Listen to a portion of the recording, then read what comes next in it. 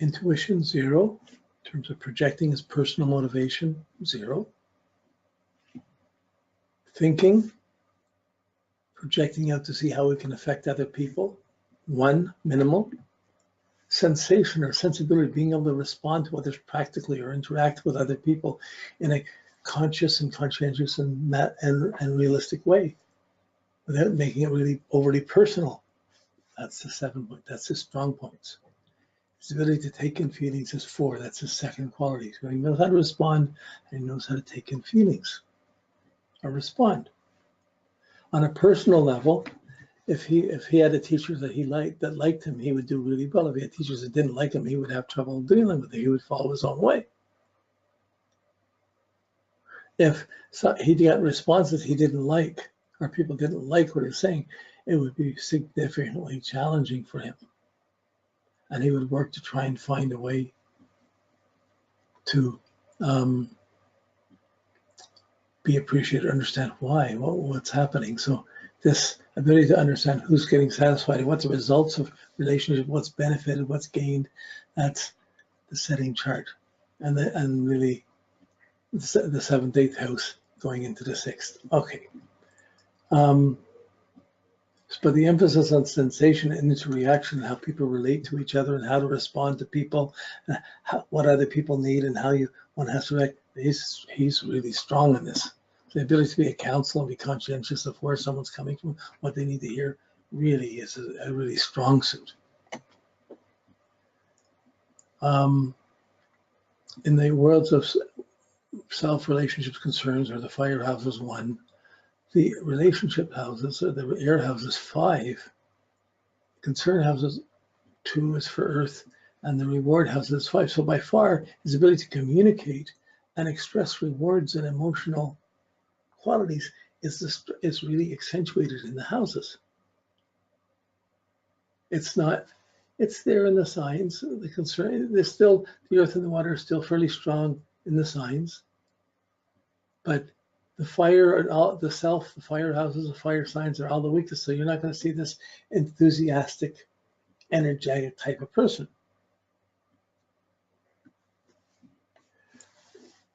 Okay, it leaves puzzle. It leaves you wondering about a few different things. We're going to go over these things by seeing each planet independently. We're going to be able to follow each planet and look at it a little bit more. But this is the beginning of getting into. You're not defining something, just tuning into some of the facets on the gemstone that they are, and we're clearing out dust and seeing more than one facet, seeing the basic factors that are there, and the basic contradictions or puzzles that are there. Okay, so I'm going to get rid of these now. Okay.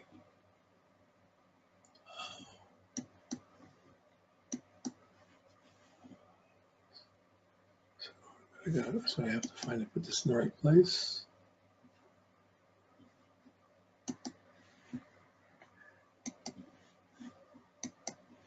Okay, good. All right, now we want to take on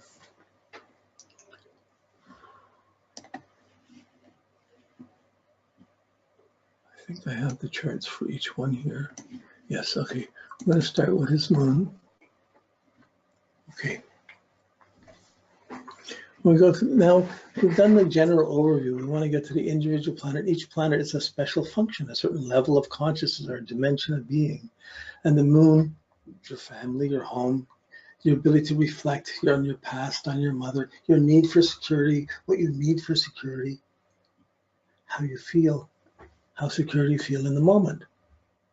So his moon is in Gemini, so he's going to intellectualize his feelings. Any feelings he gets going to be put to his mind. He's going to be thinking about, why am I feeling this? Why am I doing this? He's going to be analytical, not analytical, just he's going to mentally process his feelings. Anytime he gets a close reaction, he's going to be thinking about, is this secure, is this not? So when he's, this is,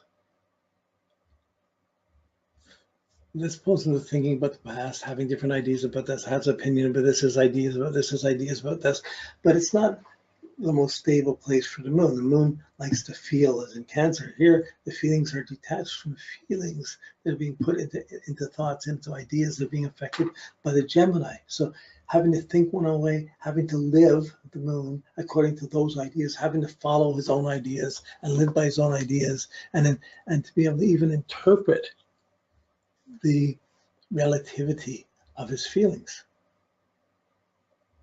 Okay, so that's the Gemini. He needs to be able to have it. He's going to have always an opinion or ideas about his past and about what happened to him. He's going to always be thinking about it and processing it and seeing what's relative to what and going on. It's his nature, his curiosity. And it allows him to talk about very different personal situations and to take different ideas on it, to look at it from different perspectives. Okay, I think in a certain way, okay, so now that's in the 8th house of trust, of sexuality, of trust, of commitment, of relationships, of the commitments that happen between two people in relationships. So it's a very independent feeling based, his own independent take on the energy. This is trust, responsibility, business, inheritances, passions, divorces, custody cases. It's how people come together and pull away, who owns what, who doesn't. He has his own take on it. He has his own way of seeing it. Very independent view of it. But he can feel what he would feel naturally, what a couple would need or what would be wrong. If something would be wrong, he'd pick up on it. He'd have ideas of it. He'd be thinking about it. He could communicate. He could talk about it. He could certainly find questions to ask that would walk into the deeper puzzles of trust within a relationship of someone else. Now, when you look at the aspects to it, there's not really any major aspects to it. The one aspect, Saturn's too far away, Mercury's too far away, it has the only one aspect, the square to Neptune.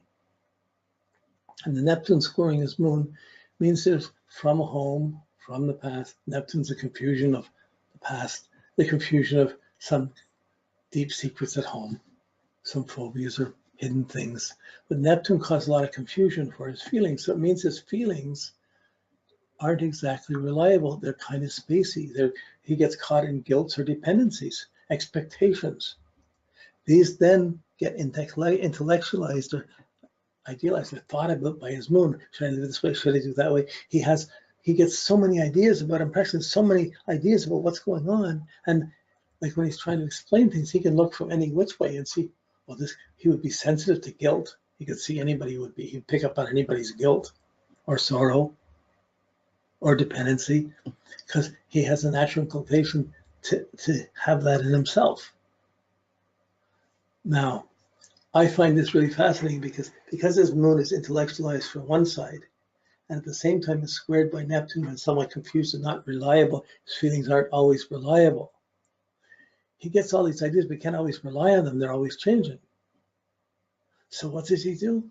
He sits down and he writes down a whole bunch of ideas. He just has a whole bunch of ideas that are coming up. Car, run, go, see, sun, man, woman, baseball field, car, train, crash, and suddenly, until out of the middle of all these words, you're just running off spontaneously. In the middle of that, a couple of really important ones will suddenly come out. There'll be something with a sexual connotation coming out to it. That's in that 8th house of sex, of passion, of trust. So his idea of the Freudian slip of just running through ideas, so it hits on one that goes deeper than the other. Suddenly it's there. That was his way. It would work perfectly for him. Much better than trying to be fixed on any one way or putting his own interpretation this way or that way, because that would be a little more confusing. As soon as he gets one idea, he's going to have another idea. As soon as he's another, there'll be another one or two. This goes on and on. And his mind goes on like this. His feelings become this intellectualized kind of chaos. Open, receptive, but he can pick up too many impressions from people. So to make a decision of it, this is where the foundation starts. I just find it really fascinating that his concept of Freudian slip, which was really a brilliant, insightful concept, is so picturesquely represented in his chart, and you could see how he could come to that, and how it would be almost safer to do that than to trust your initial instincts. His initial instincts of the moon are squared by Neptune. He can be persuaded by believing this way, believing that way, or reacting to someone, feeling sorry for them, or feeling this way, believing in one way, and then it could be something, he could be deceived that way, because he get, based on his priorities, he's looking one way, other people could look other ways, and who's honest, who's not, who's trustworthy. So he can't exactly always rely on his too many impressions. So the Freudian slip would allow him to sift through all of them and say, oh, there's the outstanding one. Then a Scorpio ascendant would then, whoa, there it is. Okay, so but this throwing it up to the randomness and coming in, it's not, I mean, it's interesting because Carl Jung, he used the synchronicity of the I Ching, the suddenness of randomly. You ask a question, you get an answer. He didn't relate, he was much more stubborn. He didn't relate to the randomness of everything coming in and just picking up the one or two words. He asked a question and used the I Ching and used the other forms of divination to get questions and get very specific answers. That one could work, that would provide a deeper insight. So these, you can see the different tools that would come out of this. Okay, we're just exploring, and I don't know that much about his personal life or family life around this, but this would still be there. There'd be a lot of mixed signals of how we should live and how we should be. And should I be here, should be there, maybe I travel, maybe I should be here, maybe I should be lecturing, maybe I should be teaching. You can see the need to express, so teaching would fit. So even though the Taurus wants to stay put and be fixed, there's an ability that he would probably have to travel a lot, or might have to travel a lot to teach or to express himself.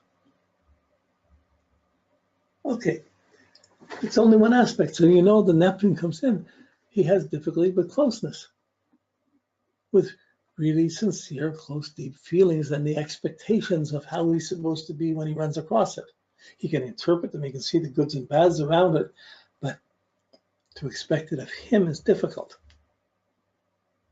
So if you get close to them and they're sharing ideas with him, like he and Jung, where Jung was his student, they were sharing ideas and he was getting him to do all the, he was doing all the work to go along with it. He would get till Freud was somewhat dependent on him or expecting a lot from him. And then if they went on a trip together, their lives would turn. Eventually, Jung broke away and did his own thing. And Freud would have been disrupted or hurt, but went on determinedly on his own in any case.